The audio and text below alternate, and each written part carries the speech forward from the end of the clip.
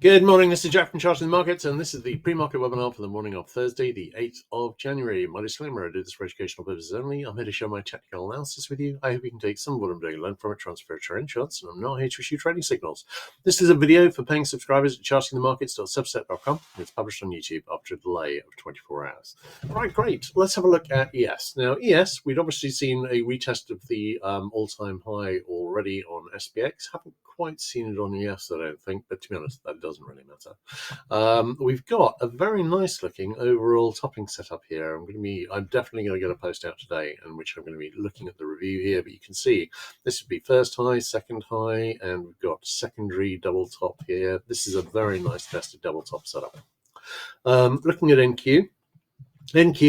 This was the bull flag, the small bull flag here, has made target basically at a retest of the prior high.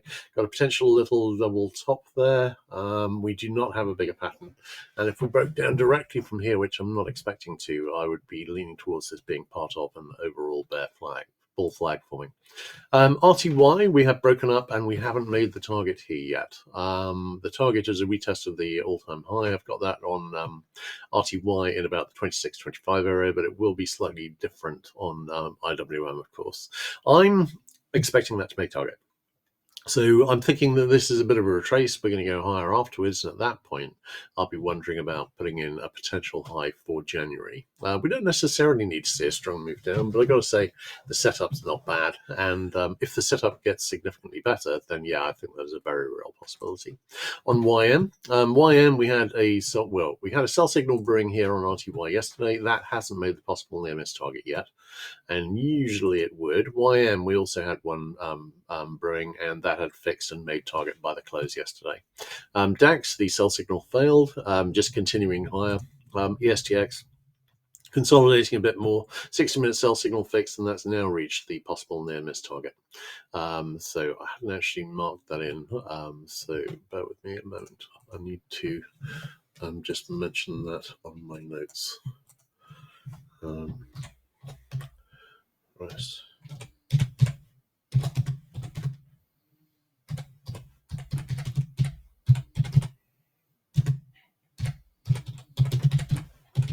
All right, so that's where we are on equities. Let's have a look at the bigger picture charts.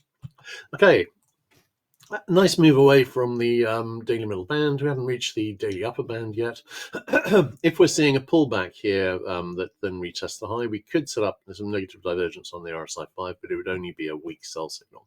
On the hourly charts, we have gone higher. Obviously, a very nice looking overall double top setup here, and this is kind of peachy. But we don't have much in the way of signals here. We're not close to getting an hourly sell signal. On the 15-minute, we had a 15-minute RSI 14 sell signal, and that has made target. In the short term, from the 65.25, 65.21 low, we have a very nice looking rising wedge here. That's making me wonder if we're going to basically trade sideways and down into, or just down into, this rising support trend line, which I've currently got in about the 68, 64 area. We will see how that goes. Looking at Qs, this has been the weakest and is the furthest away from a new all-time high, but we've obviously made some decent progress away from the daily middle band. On the hourly chart, no current divergence. This is what I'm looking at though, and this is the overall bull flag channel from the 636.19 all-time high, and this obviously has broken up. So this has a target at a retest of 636.19. So I'm rather hoping that could be made on the next leg up, because it's going to look like unfinished business unless it is made now. No, not close to any kind of hourly signal, but here you can see this is a very nice break up and back test. We're probably going to go a little lower at the open this morning. We will see, but we do have an open target now at a retest of the all-time high. The smaller flag wasn't going to get us that far. In terms of Dia, Dia reached the 3SD upper band. I was warning we could see a bit of a retracement there. We had an hourly RSI 14 sell signal fixed, and that's still fixed. We had an RSI 5 sell signal fixed as well. That's made target. But the interesting news here is on the rising wedge from April, we actually set up a beautiful resistance trend line here with the high. This is really nice. So I've redrawn the wedge to be unbroken. So let's have a quick review of those wedges. Here, this is the This is the wedge on the SPX chart, and at the moment, basically, we've got the wedge broke down in late November, and we have been topping since, and we've got a really nice looking double top.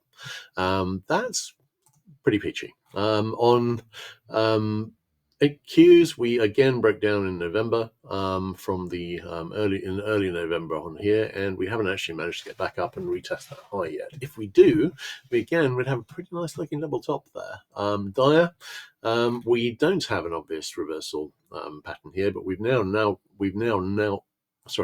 longer got a broken pattern here. This is a wedge which is still forming, so we could form a head and shoulders or something from here. It might be that we will need more topping process for that, but in terms of where we are on the trend line, hang on, wait a second, it should look exactly the same on here, and if so,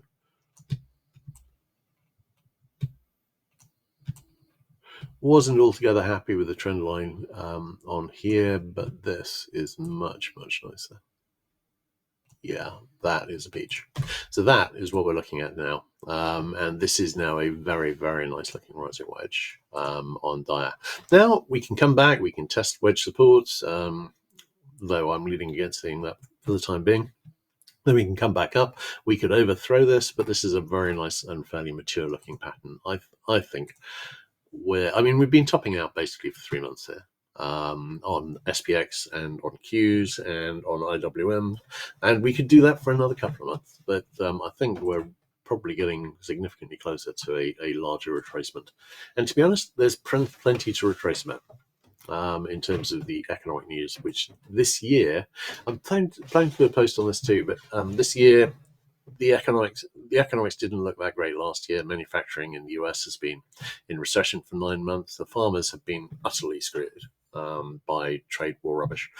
And frankly, with all the stuff about Greenland at the moment, I'm wondering if we might actually see NATO break up and Europe putting sanctions on America within months, which, crazy as it might seem, is actually now becoming a real possibility with the sort of imperial Southern Hemisphere rulers talk coming from the administration. So this could be a pretty wild year. So watching that, we will see. All right, looking at IWM. We've got obviously a move back up to the daily upper band. We haven't quite retested this high here at 25734, and I am expecting this to get retested.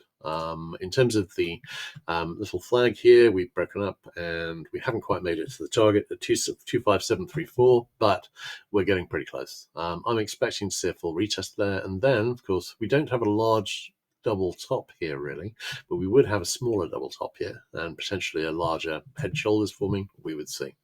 Could we form a daily RSI 5 sell signal here? Yes, easily, and we could do that on Dire too.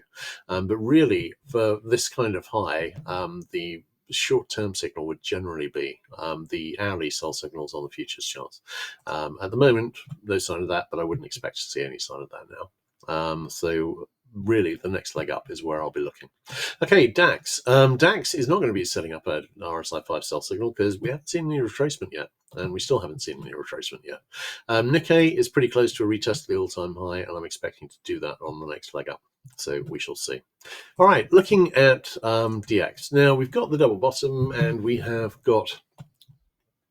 broken back up, and we're pretty close to making a higher high over this high here. Could this be a double top setting up a retest of the low? Yes, it could. So obviously we're getting up into inflection point territory.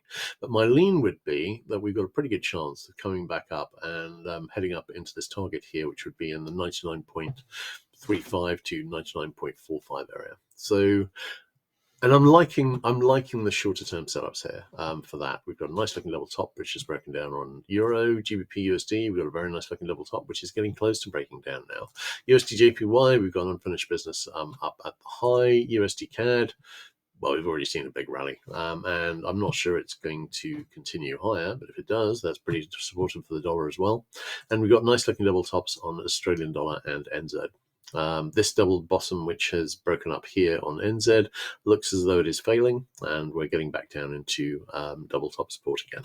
So on the short-term charts, we've got quite a lot of support for the dollar going higher. That's pretty thin on the bigger picture charts, on the daily charts and up.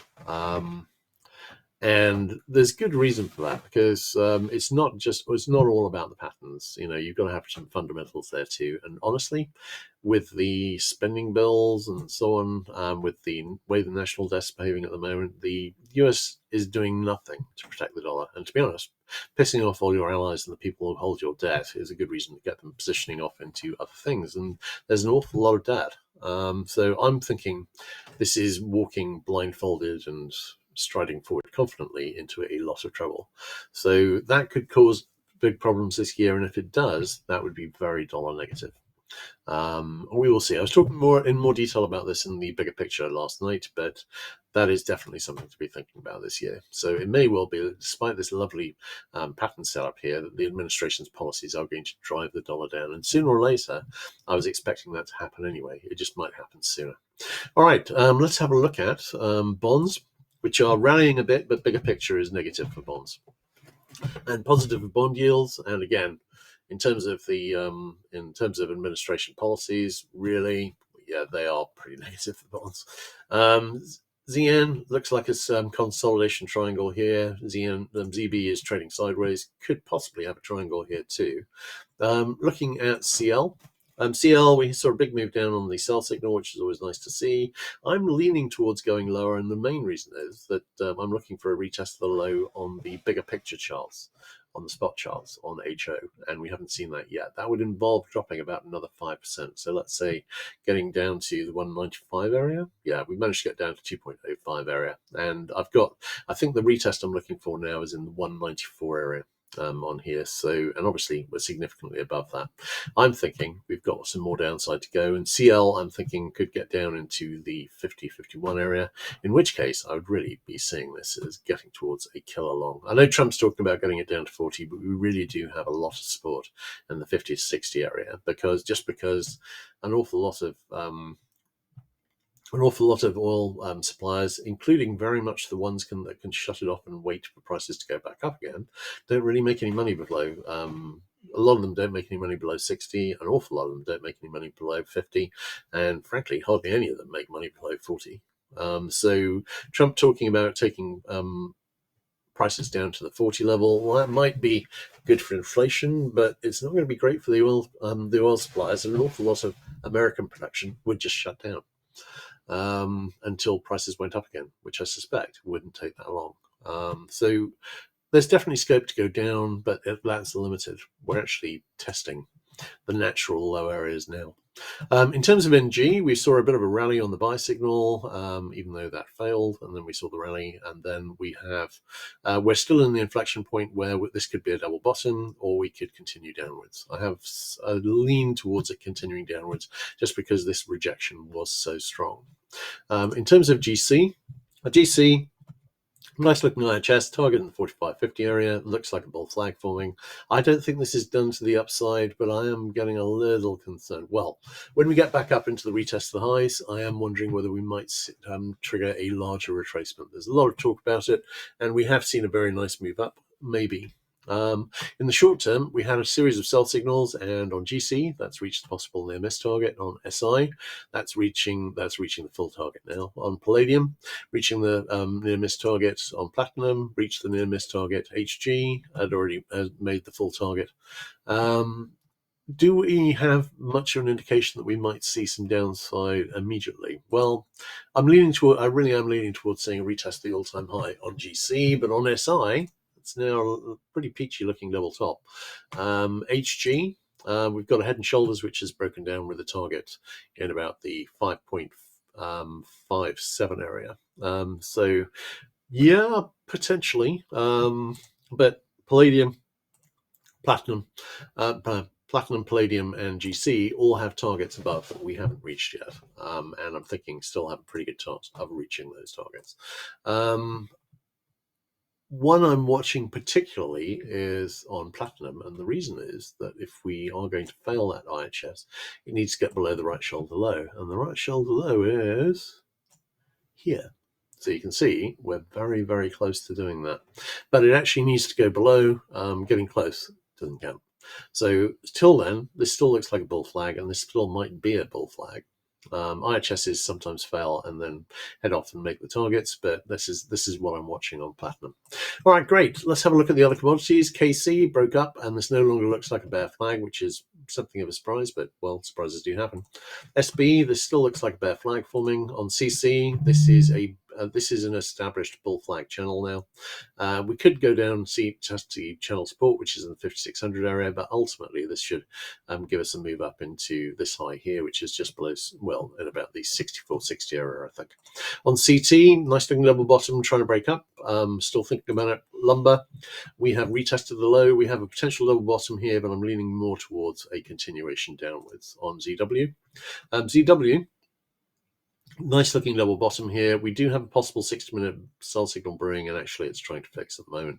So we could be looking at a pullback short term. On corn, we've got 60-minute sell signal fixed. There was something I was mentioning on the grains yesterday on the bigger picture, and that was that obviously tariffs have been a total disaster for farmers this year, but what I was noting was that one of the reasons that actually the yield on American crops has gone down an awful lot in the last year because availability of potash from Canada became difficult, and the prices went up a lot. An awful lot less potash was used on the crop, and of course that directly affects the crop yields. What I'm looking at is the follow-on effects from that. If this continues, then it's liable to mean that harvests go down a lot for the main grains, and that prices therefore go up. Actually, it might go up to the extent where it actually causes a significant amount of world hunger, as obviously grains get more expensive. But there is obviously a potential opportunity here, callous that might be to think about it, as grain prices respond to that and go up. That won't necessarily benefit the US much because obviously it would be, under these circumstances, producing a lot less of it. But in terms of the general markets here, these might actually get quite a push up over the next year because yields are down and the crops are lower than they would have been otherwise. So we shall see how that develops. But this is one reason I'm thinking on the bigger picture that we might actually see quite a decent move up on wheat and corn. On soy, because prices are not high by historical standards, not at all. So we're seeing a bit of a bounce here. Sell signals reach possible near miss target, so can be pretty much disregarded at this stage. Might reach the full target, but can be disregarded. I've got some positive divergence on the bigger picture charts, and I'm wondering about a rally. But of course, the main problem here is that China was apparently going to buy a whole load of 12 million tons of soy, and it hasn't done that. So this is why the price went up, and this is why I think the price has gone down. So it's still not buying that as far as I'm aware. So we'll see. All right, ZL, we've got a nice looking move up here. And this looks like a bear flag forming, setting up a retest the low, which would fit. Live cattle broke up, still not really been doing a lot after that breakup, but nonetheless it broke up, and I'm liking continuation higher. Lean hogs, we've got a potential pretty nice looking double top here now, and waiting to see if this breaks down. Nice support. Basically double top support is just above the monthly pivot, which is a good double support level. That's where I like to see these double tops and head and shoulders form a lot of the time. Okay, great. Let's have a quick look at questions.